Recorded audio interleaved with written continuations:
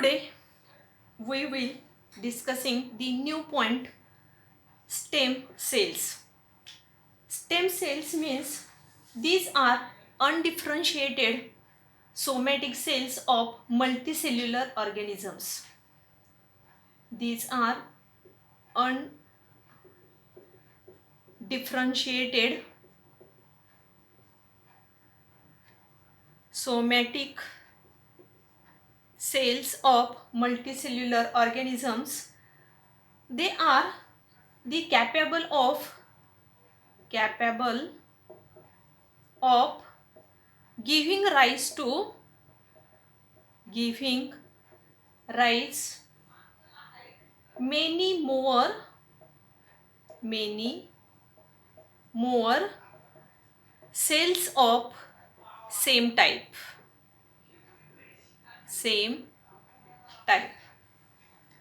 The example of the bone cells are bone marrow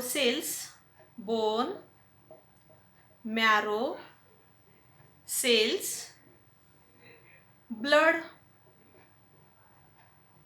stem cells, cord cells. These cord cells are also called as the umbilical cord cells, and these cells which are useful on the diseases like Parkinson's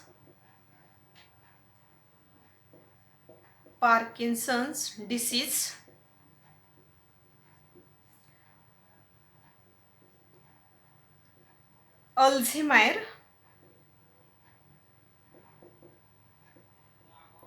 Alzheimer's disease, diabetes,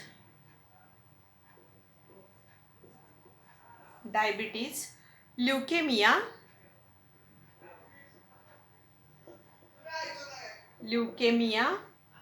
and arthritis. These diseases are cured by the using of the stem cells. आता इथं ह्या नवीन सिलेबसमध्ये new concept घातलेला आहे, तो म्हणजे stem cells.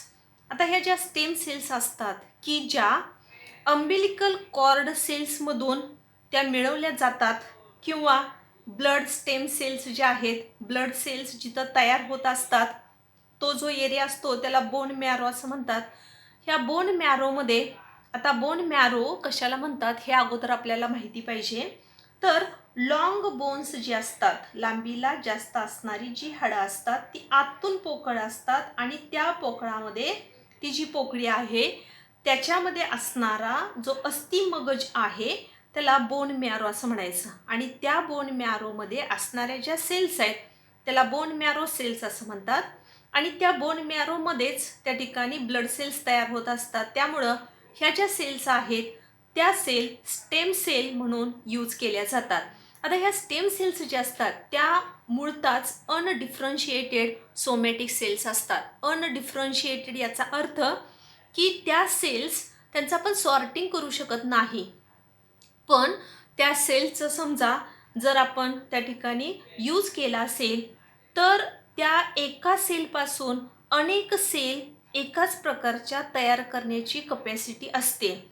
जर समजा एखादा डिसीज झालेला असेल, आता इथं काही डिसीजची नावं दिलेली आहेत, त्याच्यामध्ये डायबिटीज आहे, ल्युकेमिया आहे, आर्थ्रिटिस आहे, अल्झायमर्स डिसीज आहे, पार्किन्सन्स डिसीज आहे. आता पार्किन्सन डिसीज कशाला म्हणायचं, तर या ठिकाणी ज्या व्यक्तींच्यामध्ये अंग थरथर कापत असतं. ॲक्च्युली पार्किन्सन्स डिसीजमध्ये ज्या नर्व सेल्स असतात त्या डॅमेज झालेल्या असतात, आणि त्या व्यक्तीचे हात पाय थरथर कापत असतात. म्हणजे अंग थरथरणे हा जो डिसीज आहे त्याला पार्किन्सन डिसीज असं म्हणतात. आणि तो डिसीज जर बरा करायचा असेल तर ह्या स्टेम सेल्स यूज केल्या जातात. अल्झायमर डिसीज, आता हा स्मृतिभ्रंश जो आहे त्याच्याशी रिलेटेड असणारा हा डिसीज आहे. डायबिटीज आहे, मधुमेह, जो आहे तो बरा करण्यासाठी सुद्धा ह्या स्टेम सेलचा उपयोग केला जातो. ल्युकेमिया, त्याला ब्लड कॅन्सर असं म्हणतात. रक्ताचा जो कॅन्सर आहे तो बरा करण्यासाठी स्टेम सेल वापरल्या जातात. अर्थ्रिटिस म्हणजे सांधे दुखी जी असते ती बरे करण्यासाठी स्टेम सेल वापरल्या जातात. आणि म्हणून ह्या स्टेम सेलची जी कपॅसिटी आहे की नवीन प्रकारच्या अनेक सेल्स तयार करण्याची कपॅसिटी ह्या स्टेम सेलमध्ये असते. त्याच्यानंतर पुढचा जो पॉईंट आहे तो म्हणजे pregnancy.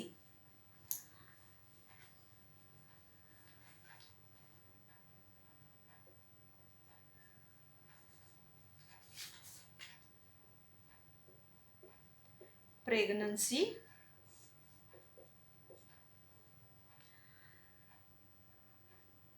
the condition in which carrying one or more embryos in uterus, this condition is called pregnancy. This pregnancy is also period between fertilization of egg up to parturition.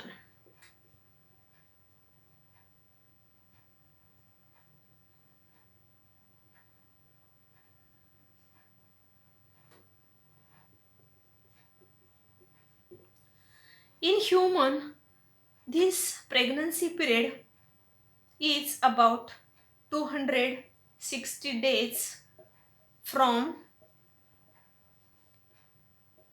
fertilization or the 280 days from last month menstrual cycle. Means here the 260 days from fertilization plus 14 days. In this 14 days shows the ovulation, means total 280 days are found in this human pregnancy. This pregnancy is also called as the gestation period.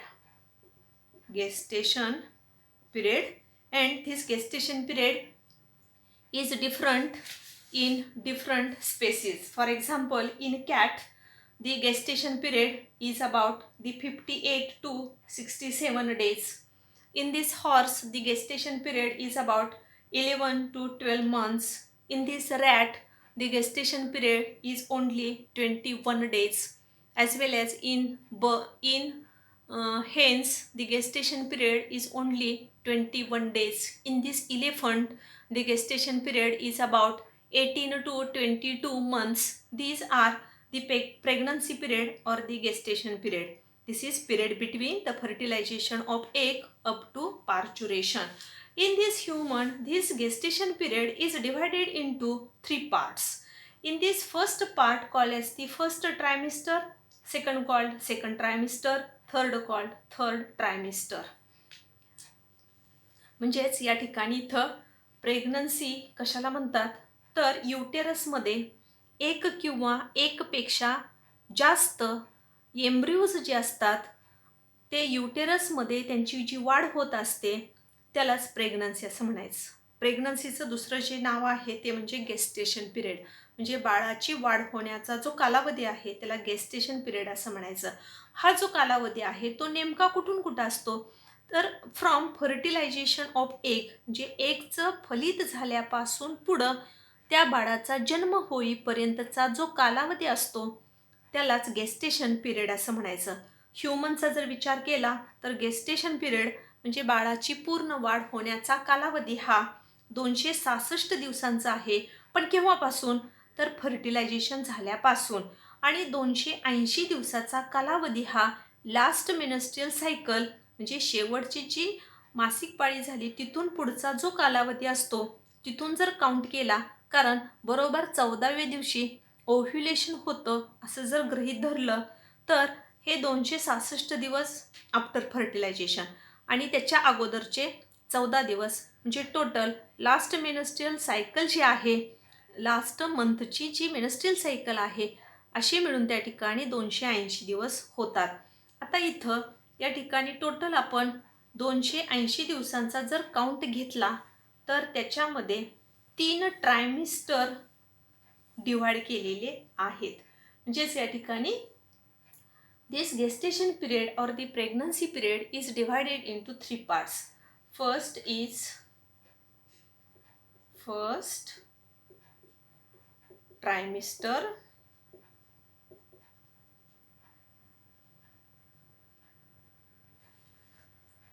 first trimester, second trimester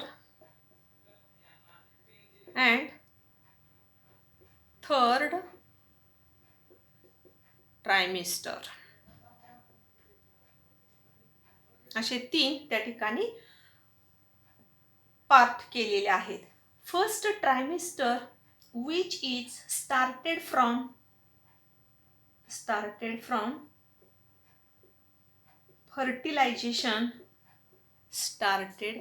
fertilization to 12 week. Second trimester which is started from 13 week to 26 week. And third trimester which is extends from 27 week to parturition. म्हणजेच या ठिकाणी हे जे gestation period आहे त्याचे 3 भाग केलेत. पहिला जो आहे फर्स्ट ट्रायमिस्टर, दुसरा आहे सेकंड ट्रायमिस्टर, तिसरा आहे थर्ड ट्रायमिस्टर. आता इथं फर्टिलायझेशन पासून म्हणजे पहिल्या आठवड्यापासून 12 आठवडे हा जो कालावधी आहे त्याला फर्स्ट ट्रायमिस्टर असं म्हणायचं. म्हणजे generally first month, second month, third month बाळाची वाढ होत असताना हे जे पहिले 3 महिने आहेत ते या ठिकाणी फर्स्ट ट्रायमिस्टरमध्ये इन्क्लूड केले जातात. त्याच्यानंतर 4th, 5th and the 6th month, म्हणजेच या ठिकाणी 4th, 5th and 6th months जे असतात ते सेकंड ट्रायमिस्टरमध्ये, आणि 7th, 8th, 9th हे जे मंथ्स आहेत ते थर्ड ट्रायमिस्टरमध्ये इन्क्लूड केले जातात. आता इथं आपल्याला ॲक्च्युली फर्टिलायझेशनपासून पुढं त्या बाळाची जी वाढ होत असते त्याच्यामध्ये नेमके कोणते चेंजेस होत असतात याचा अभ्यास करावा लागेल. In this first trimester the embryo which is shows the nourishment directly from endometrium. Endometrium जे आहे त्या इंडोमेट्रियम पासून डायरेक्ट ती जी एम्ब्रिओ आहे तो नौरिशमेंट घेत असतो. म्हणजे युटेराइन मिल्क जे आहे त्याच्यामधून जी पोषक द्रव्ये असतात ती त्या ठिकाणी फर्स्ट ट्रायमिस्टरमध्ये असणारा एम्ब्रिओ हा रिसीव करत असतो. त्याच्यानंतर अतिशय महत्त्वाचं वैशिष्ट्य first ट्रायमिस्टरमधल्या एम्ब्रिओचं the main period of this is the main period of organogenesis. Organogenesis means in this period their small legs, hands, feet, toes, all parts are developed, as well as the central nervous system is fully developed, as well as the excretory system. It also shows the excretory system, circulatory system is also developed. But here the brain means the central nervous system is fully formed. And in this first trimester, the length of baby is about 7 to 10 centimeter. म्हणजेच या ठिकाणी अतिमहत्त्वाचं वैशिष्ट्य म्हणजे ह्या पहिल्या 3 महिन्यामध्येच त्या बाळाचे सगळे जे बॉडी ऑर्गन्स असतात ते डेव्हलप होत असतात. सगळे बॉडी ऑर्गन्स याचा अर्थ कोणता, तर त्या ठिकाणी त्या बाळाची अगदी रुडिमेंटरी फॉर्ममध्ये, रुडिमेंटरी म्हणजे अगदी छोट्या प्रमाणात, म्हणजे छोटेसे हात, त्या हाताला छोटीशी बोटं, त्याच्यानंतर छोटेसे पाय, त्या पायाला छोटीशी बोटं, त्याच्यानंतर इतर जे पार्ट आहेत, म्हणजे छोटंसं डोकं, हे जे सगळे पार्ट आहेत ते डेव्हलप होत असतात, म्हणून त्याला ऑर्गॅनोजेनेसिस असं म्हटलं आहे. त्याचबरोबर सेंट्रल नर्वस सिस्टीममध्ये ब्रेन वगैरे पूर्ण डेव्हलप झालेला असतो, सर्क्युलेटरी सिस्टीम तयार होत असते.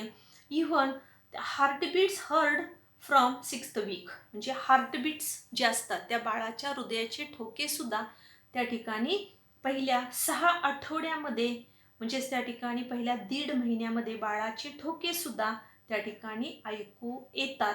म्हणजेच त्या ठिकाणी this is the radical change in the mother and the embryo. आता फर्स्ट ट्रायमिस्टरमध्ये बाळामध्ये आणि त्या आईमध्ये सुद्धा त्या ठिकाणी खूप मोठा बदल होत असतो. हे सगळे या ठिकाणी चेंजेस जे आहेत ते फर्स्ट ट्रायमिस्टरमध्ये होत असतात. आता इथं त्या ठिकाणी पहिले 8 वीकचं जे बाळ आहे त्याला एम्ब्रिओ असं म्हटलं जातं. 8th वीकपर्यंतचं जे बाळ आहे त्याला एम्ब्रिओ असं म्हणतात. आणि नंतर 8 वीकपासून पुढं जी बेबी आहे तिला मात्र फिटस असा शब्द वापरला जातो. म्हणजे एम्ब्रिओ आणि फिटस याच्यामधला फरक कळायला पाहिजे. तर म्हणजे पहिले जे 7 आठवडे जे आहेत तिथंपर्यंत तो जो म्हणजे ग्रोथ आहे तिथंपर्यंत त्याला एम्ब्रिओ असं म्हणायचं. आणि 8व्या आठवड्यापासून, आठवडा मी म्हणते, 8व्या आठवड्यापासून जे त्या ठिकाणी एम्ब्रिओ आहे त्याचं कन्व्हर्शन फिटसमध्ये होत असतं. हे जे चेंजेस आहेत या ठिकाणी या फर्स्ट ट्रायमिस्टरमध्ये आपल्याला बघायला मिळतात. सेकंड ट्रायमिस्टरचं वैशिष्ट्य काय, तर त्या ठिकाणी rapid growth of the foetus. तिथं बाळाची वाढ जी असते ती खूपच झपाट्यानं होत असते. युटेरस ग्रोथ, त्यावेळेला युटेरस जे आहे, गर्भाशय जे आहे त्याची त्या ठिकाणी साईज वाढलेली असते. त्याचबरोबर जी बाळाची जी लेंथ आहे ती या ठिकाणी 30 सेंटीमीटर एवढी झालेली असते. फर्स्ट ट्रायमिस्टरमध्ये 7 ते 10 सेंटीमीटर एवढी आहे. पण इथं या ठिकाणी सेकंड ट्रायमिस्टर जे आहे बाळाची जी लांबी असते 30 सेंटीमीटर झालेली असते.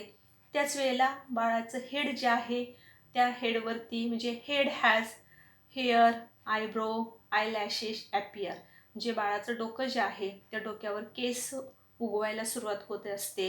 आयब्रोज म्हणजे भुवया तयार झालेल्या असतात.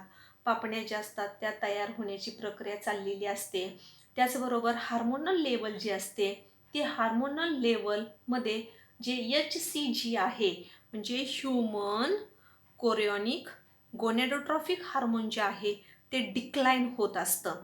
हे डिक्लाइन ज्यावेळेला होतं त्यावेळेला तिथं असणारा जो प्लासेंटा आहे, placenta is a temporary connection between mother and the baby. बाळ आणि आई यांच्यामध्ये टेम्पररी एक कनेक्शन असतं आणि त्याला प्लासेंटा असं म्हणायचं. तो प्लासेंटा जो आहे तो त्या ठिकाणी इतर जी सगळी हार्मोन्स आहेत, म्हणजे कोणती, इस्ट्रोजन आहे, प्रोजेस्टेरॉन आहे, त्याचबरोबर त्या ठिकाणी रिलॅक्सिन आहे, ही सगळी हार्मोन्स जी असतात ती प्लासेंटा त्या ठिकाणी सिक्रेट करत असतो. आता थर्ड ट्रायमिस्टर जे आहे याच्यामध्ये युटेरस इज एक्सपांडेड, म्हणजे गर्भाशय जे आहे ते एक्सपांड झालेलं असतं, एक्सपांडेड. त्याचबरोबर त्या ठिकाणी mother's abdominal organs become compressed and displaced leading to urination, digestive blockages. This symptoms are found in the mothers. म्हणजेच या ठिकाणी बाळाची जी वाढ आहे ती जवळजवळ 3 ते 4 किलो एवढी बाळाचं वेट झालेलं असतं आणि बाळाची लांबी जी आहे ती 50 सेंटीमीटर एवढी झालेली असते. दुसऱ्या ट्रायमिस्टरमध्ये 30 सेंटीमीटर एवढी आहे. तिसऱ्या ट्रायमिस्टरमध्ये ती 50 सेंटीमीटर एवढी आहे. त्यामुळे युटेरस जे आहे ते एक्सपांड झालेलं असतं, बाळाचं वजन वाढलेलं असतं आणि त्यावेळेला आईच्या पोटामध्ये असणारे जे ॲबडॉमिनल ऑर्गन्स असतात, म्हणजेच त्या ठिकाणी किडनी आहे किंवा जे इंटेस्टाईन वगैरे जे आहे ते कॉम्प्रेस होत असतं आणि त्याच्यामुळं त्या ठिकाणी leading to urination or the digestive blockages. This is the pregnancy or the gestation period of the reproduction. म्हणजेच या ठिकाणी तर प्रेग्नन्सी हा पॉईंट आपण बघितला. त्याच्यानंतर पुढचा जो पॉईंट आहे cord blood bag.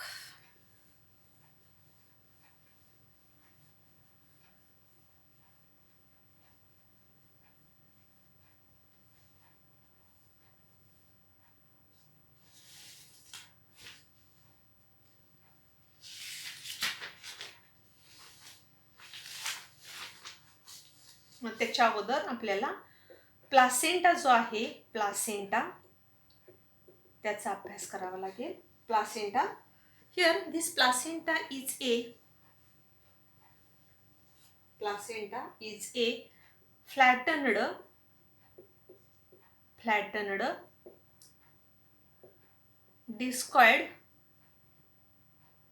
discoidal organ, and this organ is about 18 centimeter in diameter, but it is the temporary structural and functional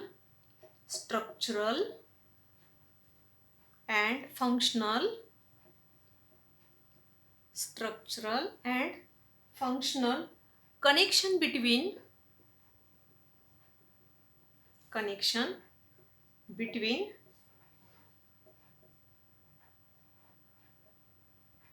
fetus and mother. And the function of this placenta, it supplies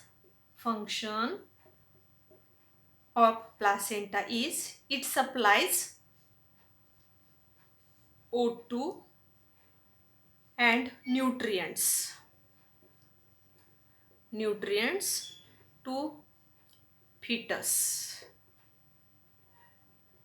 and it supplies the O2 and nutrients to the fetus, but it removes the CO2 as well as excretory waste from the fetus, and this placenta is attached to the wall of uterus and to the baby's umbilical cord. It is attached to the wall of uterus and